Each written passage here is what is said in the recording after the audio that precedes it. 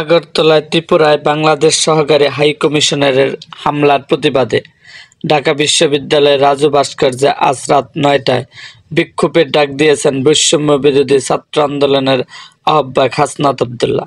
সামাজিক মাধ্যম ফেসবুকে এক পোস্টে তিনি এই ঘোষণা দিয়েছেন।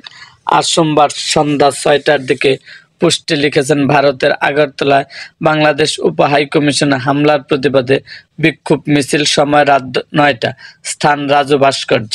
দুপুরে বাংলাদেশ সম্মিলিত সনাতনী জাগরণ জোটের মুখপাত্র চিন্ময় কৃষ্ণ দাসকে গ্রেপ্তারের প্রতিবাদে আগরতলায় বাংলাদেশ সহকারী হাইকমিশনের ভাঙচুর ও জাতীয় পতাকা নামিয়ে ফেলার ঘটনা ঘটেছে।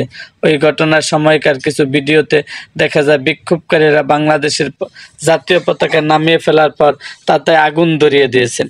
চিন্ময় কৃষ্ণ দাসের গ্রেপ্তারের বিরুদ্ধে হিন্দু সংঘর্ষ সমিতি নামের একটি সংগঠনের সভা ছিল আগরতলা বাংলাদেশের সহকারী হাইকমিশনের সামনে।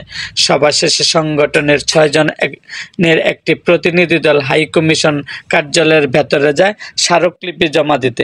এ সময় বাইরে থাকা কিছু হিন্দু যুবক হঠাৎ বাংলাদেশ সহকারী হাইকমিশন কার্যালয়ের ভেতরে ঢুকে বাংলাদেশের জাতীয় পতাকা নামিয়ে ছেড়ে ফেলে।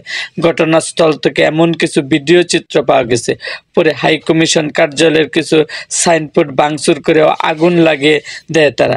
এ বিষয়ে হিন্দু সংঘর্ষ সমিতি কার্যকরী সদস্য বিকে রয় জানিয়েছেন, ডেপুটেশন দেওয়ার সময় বাইরে কি ঘটনা ঘটেছে তা তারা দেখেনি এবং তারা ডেপুটেশন দিয়ে আসার পরেও কাউকে অফিসের ভেতরে দেখতে পাননি। এরকম আরও ভিডিও পেতে এবং রাজনৈতিক অঙ্গনের নানা ঘটনা ও ইতিহাস জানতে আমাদের মুক্তাগাছার ইতিহাস মিডিয়া ইউটিউব চ্যানেলটিকে সাবস্ক্রাইব করুন এবং পাশে থাকা বেল আইকনটি বাজিয়ে দিন।